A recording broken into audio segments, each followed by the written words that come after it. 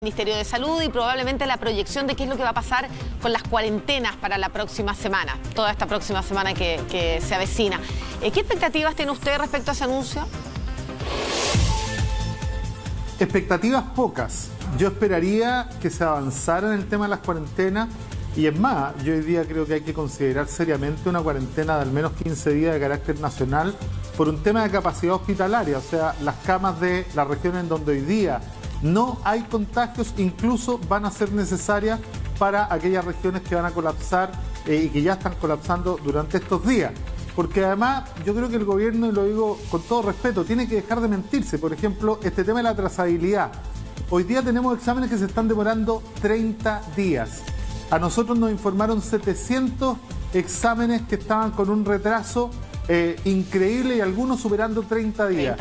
¿Usted cree que sirve de algo trazar, ¿no? Con 30 días de retraso? O sea, efectivamente en 30 días la gente no solo se contactó con 10 y los que siguen con 10, sino que efectivamente se contagió todo Chile, porque este gobierno está llegando tarde a todas partes y porque no tenemos capacidad ni de laboratorio, ni de testeo, ni de llamado, ni de residencia. Entonces, aquí efectivamente hay que hacer una apuesta completamente distinta y yo creo que hoy día hay un obstáculo central, que es el capitán del barco, el mismo que declaró que estaba navegando en la más completa oscuridad.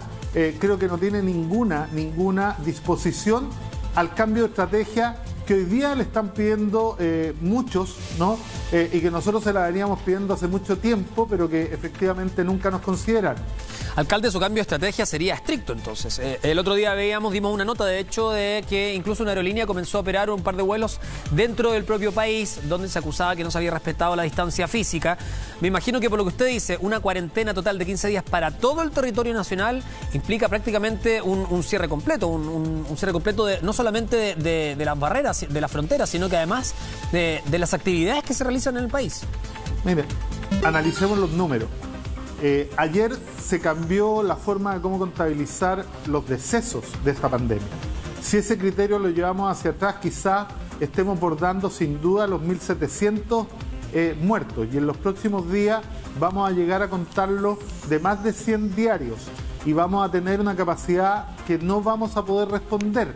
Por lo tanto, vamos a empezar a necesitar las camas para la gente solo de Santiago, no de Arica a Magallanes. Yo se lo quiero anticipar, porque efectivamente la cosa se está poniendo demasiado oscura y todavía el gobierno no se decide a ocupar la red primaria de salud de una manera integrada y con mayor coordinación. Nosotros seguimos actuando sin tener la información. Yo le puedo decir que nosotros tenemos información sobre el 60% de los casos, que es los que nosotros hemos detectado y hemos derivado al nivel central tratando de ayudar, pero aquí efectivamente no se ha cambiado algunas de estas máximas.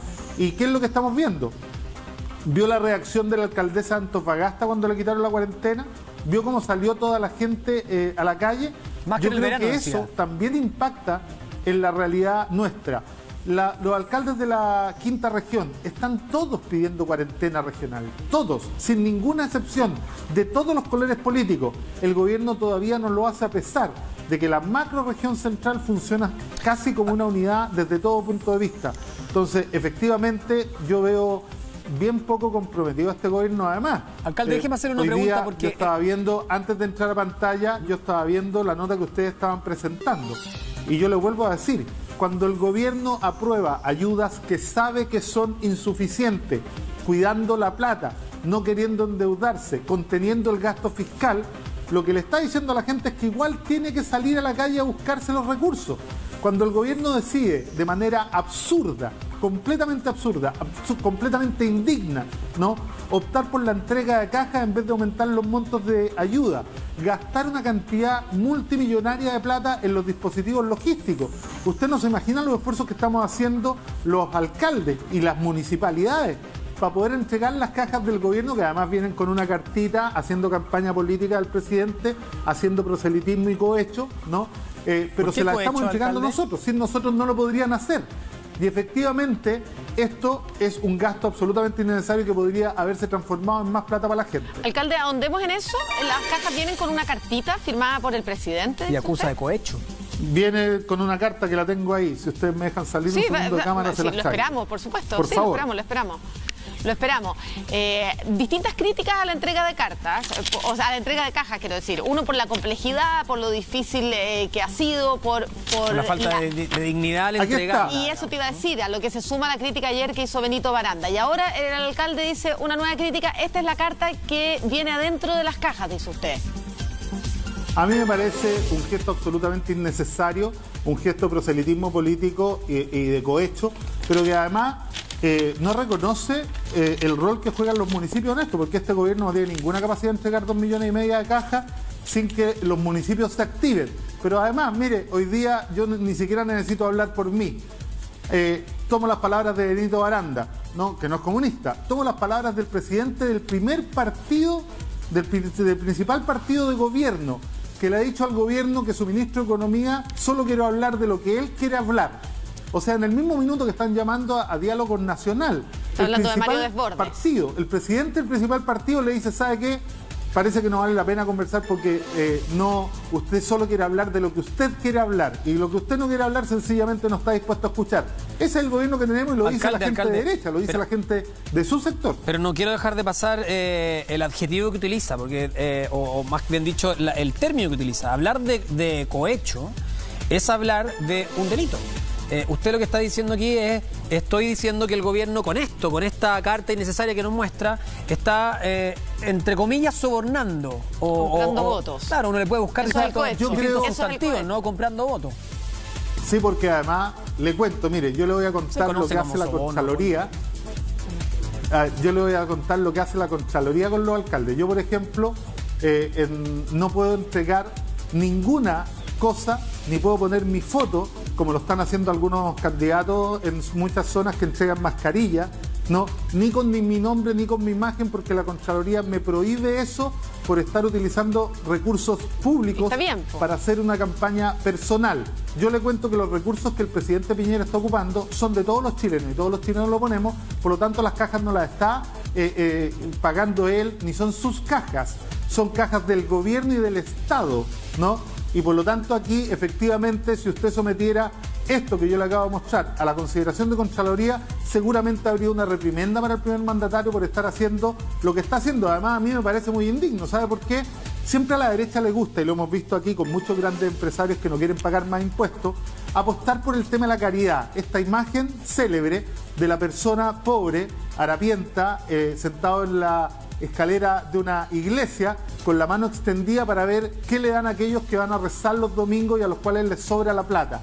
No es la caridad la que tiene que resolver los problemas de los chilenos. Es un Estado comprometido con los derechos de los chilenos, es un Estado comprometido con la necesidad de su pueblo y no la caridad.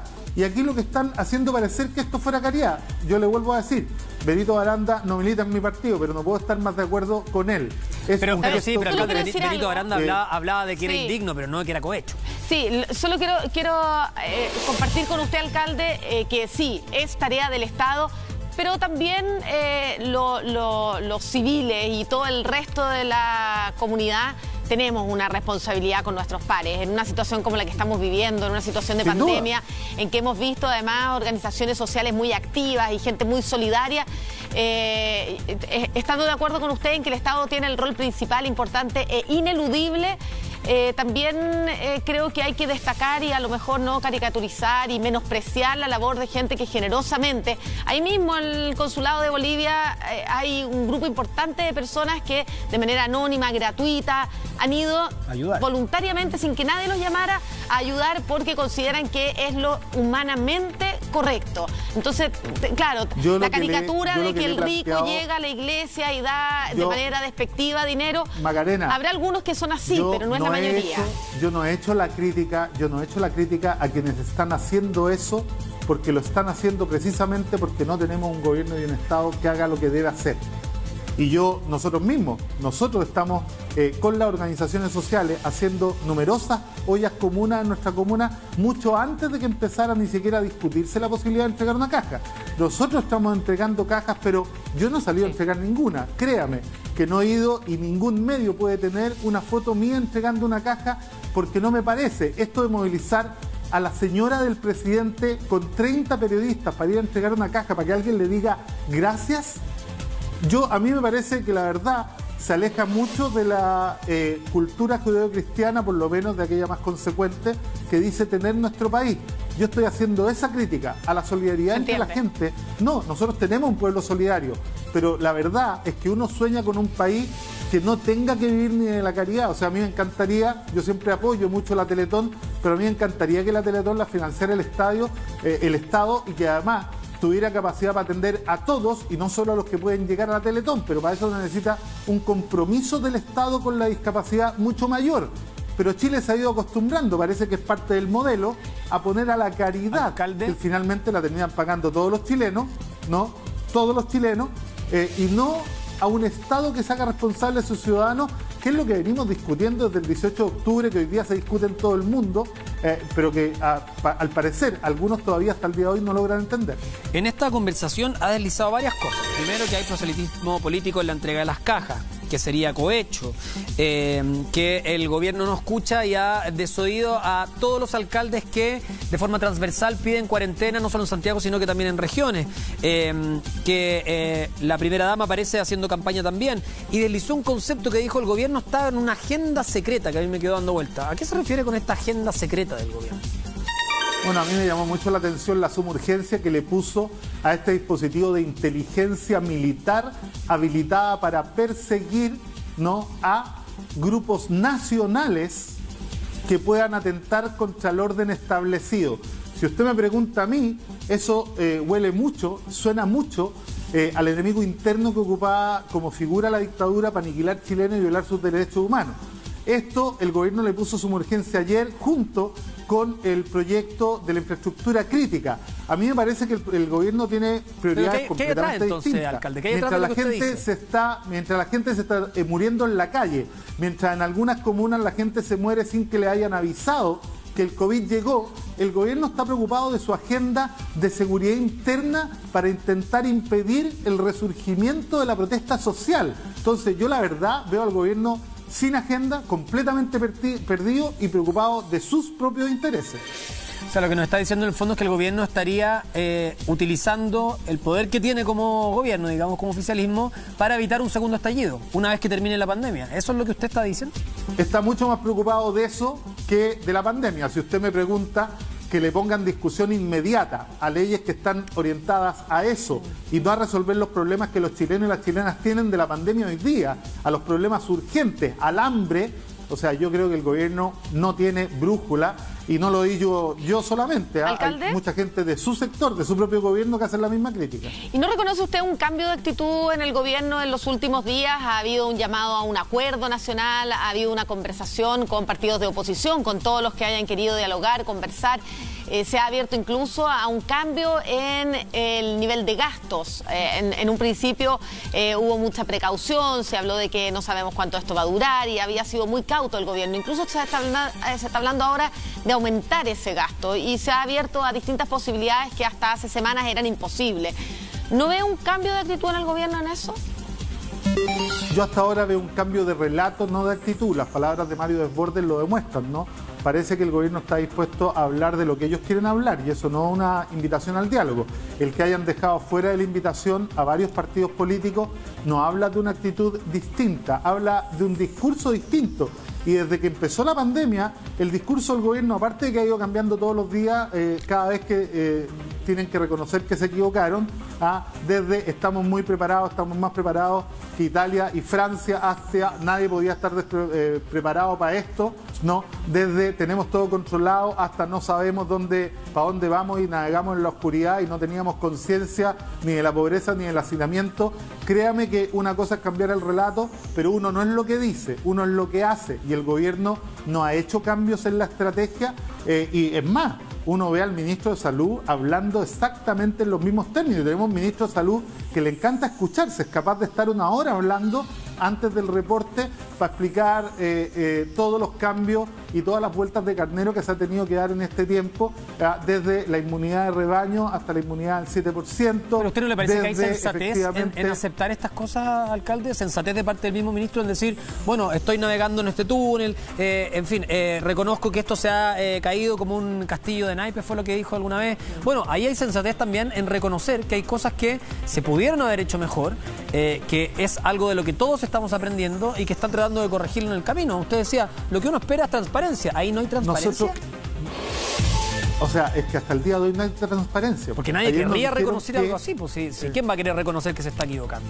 Y al decir eso yo creo que en muchos países serios, un ministro que declara lo que declaró el nuestro habría renunciado al día siguiente y habría pedido que alguien que estuviera más capacitado que él para dirigir esta pandemia hubiera tomado las riendas de la misma, porque ¿alcalde? Ya aquí no se necesitan cambios menores, pero además yo le vuelvo a reiterar, una cosa es lo que se dice y el gobierno habla de acuerdo nacional, pero cuando actúa, imagínense, le voy a dar un dato. El gobierno habla de acuerdo nacional, invita a dialogar y le pone suma urgencia a dos proyectos que no tienen ninguna importancia para la ciudadanía y que le entregan a los militares, en conjunto con el ministro de Defensa y el ministro de Justicia, la posibilidad de perseguir a grupos nacionales como enemigos internos. Si usted me dice que ese es el ánimo de dialogar, sin incorporar a las organizaciones sociales, sin incorporar al mundo social en el diálogo y solo incorporar a los actores que ideológicamente están más cerca de ellos, yo le vuelvo a decir, yo noto un cambio de relato y todos lo valoramos, pero todavía no vemos los cambios de acción que son necesarios. ¿No? O sea, Benito Aranda decía, mejor paren el transporte de las cajas, que además el dispositivo logístico está considerado que llegue casi hasta finales de junio, hasta finales de junio, ellos han dicho hasta el 21 de junio, pero vamos a terminar de entregar, o sea, imagínense, esa caja que no resuelve, ¿no?, que podría haberse dado con más dignidad, que podría haber llegado a La Plata como un aumento al ingreso de emergencia que no fuera decreciente, va a terminar de llegar en 30 días. O sea, créame usted que yo percibo que el gobierno está sumamente perdido y que, vuelvo a decirle, está preocupado de una agenda secreta y paralela que no tiene nada que ver con la pandemia. Alcalde, usted ha hablado 2 veces de la necesidad de renuncia del ministro de Salud. Usted dice, en cualquier país habría renunciado, antes también había deslizado algo así como que no estaba a la altura y que debería haber una renuncia por parte del ministro, al menos eso le entendí yo de sus palabras. ¿Usted evalúa tan mal la gestión del ministro como para creer que en la mitad de una crisis es bueno que exista un cambio? Porque me imagino, no entiendo mucho de políticas públicas, pero creo que en la mitad de las crisis es ahondar, o podría ser incluso más difícil retomar cambiando el liderazgo. Tendría que ser muy profunda la equivocación, el error, como para en la mitad del camino decir tenemos que cambiar de líder en esto, porque el rumbo hay que girarlo exactamente hacia el otro lado. ¿Usted cree que eso es lo que hay que hacer? Algo así le entiendo. Macarena, ¿qué le diría usted a los familiares de todos los que han muerto pudiendo haber tenido un destino distinto si las cosas se hubieran hecho distintas? ¿Es responsabilidad del ministro? Porque efectivamente esta pregunta pareciera ser una pregunta en el aire y que maneja estadísticas y números, pero no entiende que aquí se han perdido más de 1.100 o más de 1.500 de las vidas de las familias de los chilenos y de las chilenas porque se abordó mal una estrategia. Cuando, por ejemplo, un actor político sale a hacer un experimento social y abre un centro comercial para ver cómo funciona, decretando un incremento, yo creo que con la vida de las personas y con la salud de las personas no se juega. ¿Y usted responsabiliza al ministro alcalde de las muertes de esas personas? Yo responsabilizo, pero por supuesto, pues aquí quienes son responsables de la estrategia, salvo que usted me diga que efectivamente, porque esto además el ministro lo creía. No, yo no digo nada, yo le pregunto que todos nomás. Se tenían... yo le estoy diciendo, yo le estoy recordando las palabras del ministro. Yo no estoy hablando de sus creencias, estoy hablando de las palabras del ministro. Cuando el ministro dijo, todos nos tenemos que contagiar, ¿no? O sea, ¿sabe qué? Ni en los países que peor han administrado la crisis se ha llegado a contagiar el 7% de la población. Imagínense Mañalich, de ministro de Salud de China y de India, con 1.500 millones de personas y 1.300 millones de personas, si algún gobierno lo hubiera mantenido en su lugar, si llega donde el presidente, donde el secretario general o donde sea, y le dice, no, los 1.500 millones se tienen que contagiar para salir de esto. La verdad es que es un absurdo, es no entender nada y es partir de premisas falsas. Entonces, si usted me pregunta a mí, en política, cuando se es serio, las responsabilidades se asumen apartándose del cargo. Porque ¿cuál es la otra opción? ¿No? Que tengamos 3.000 muertos o 4.000 muertos en un mes y medio más, gracias a que efectivamente quiere seguir con las cuarentenas dinámicas que según él han funcionado perfecto. Bueno, no están funcionando perfecto, salvo que él nos quiera decir que estamos dentro del porcentaje de población que él esperaba que se muriera. Yo no lo creo. Sí, pero a veces también en los cambios de gabinete, un cambio más radical. En los cambios de gabinete de alcalde también hay conveniencia en el discurso. Digo que en la oposición, no usted, en general la oposición, cuando hemos visto poner otra cartera, para no dar el mismo ejemplo en educación, por ejemplo, cuando se ha removido un ministro de educación, es palos porque boga y porque no boga. Se remueve un ministro y dicen, lo deberían haber dejado porque ahora hay que empezar todo de cero. Y cuando no se remueve, bueno, ¿a qué hora lo cambian? Entonces aquí también hay un discurso que yo creo que es conveniente en la medida de que a la oposición le convenga, digamos, de que a la oposición le revite algo, ¿o no? Es que aquí no estamos discutiendo de ideas, estamos discutiendo del manejo de una pandemia que va a costarle muchas vidas a nuestro país. Y que además, yo le insisto, aquí partieron de premisas que eran falsas, partieron de estudios de proyecciones, se hicieron asistir por un conjunto de médicos que parecían aplausómetros de que la estrategia estaba perfecta y que hoy día ya aparecen menos en televisión porque al parecer que todo lo que ellos salieron a blindar ideológicamente no se dio. Y ¿a qué efectivamente hoy día estamos viendo que gente se muere en sus casas. No, yo no voy a dar nombres. Nosotros, cualquier persona puede ver todos los médicos que han salido a aplaudir la estrategia y a decir que era correcta y que hoy día aparecen un poco menos. Yo creo que efectivamente esto fue un error y yo espero que no sea Mañalich el que llegue al final de esta pandemia porque los costos van a ser mayores, salvo que él efectivamente dé un cambio concreto. Porque yo hasta el día de hoy, miren, ¿cuál sería ese cambio concreto? Hace un par de días bajó la cuarentena de Antofagasta. Pregúntele la opinión a toda la gente de Antofagasta, pregúntele la opinión a su alcaldesa. O sea, la verdad es que hay un ministro que sencillamente no escucha, que no entiende y que da señales contradictorias todos los días, ¿no? Nueva normalidad, retorno seguro. Mire, todo lo que ha dicho este ministro ¿cuál sería para usted, no pasó. alcalde, un signo de que hay un cambio de estrategia? Ir a una inversión social mucho mayor, aumentar significativamente la ayuda a todas las familias chilenas a través de una renta básica universal de emergencia para poder tener una cuarentena nacional al menos de 15 días, de tal manera de poder eliminar la curva o aplanarla, y si son necesarios más tiempo, porque además le voy a contar una cosa, los países que más han cuidado la economía saben cómo lo hicieron. Vuelvo a poner el caso de Nueva Zelanda. Medidas estrictas 5 semanas y ya tienen todo reabierto. Mire qué notable.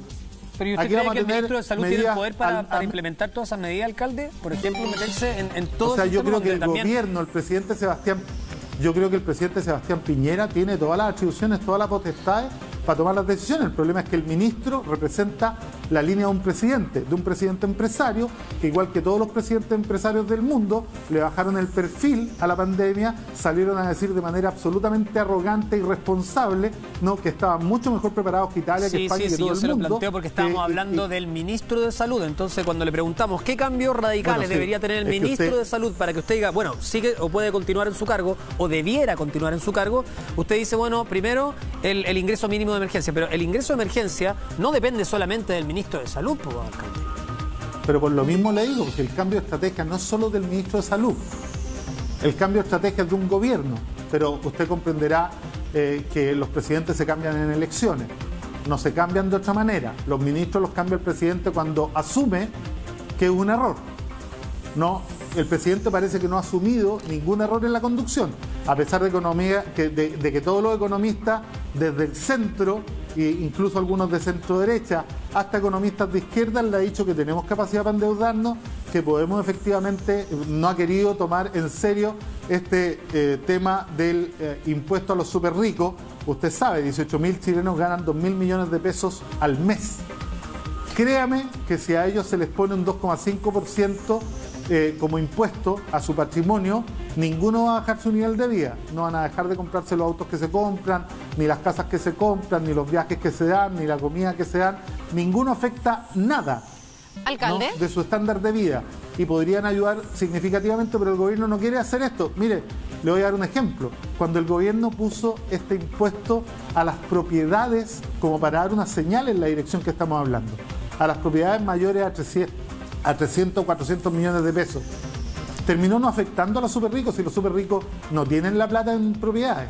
Tienen la plata en acciones, Exacto. tienen la plata Alcalde, en bienes de capital, en otras cosas. Sí, a ver, el tema de la reforma tributaria es un tema pendiente y estoy de acuerdo con usted que hay mucho que mejorar y se podría conversar, pero eso es a largo plazo o al menos a mediano plazo. Pero estamos en una urgencia, en algo que hay que hacer ahora. Y probablemente no saldría ese acuerdo tributario en las próximas semanas si es que ese va a ser la fórmula para buscar, sí entiendo, la fórmula para buscar recursos.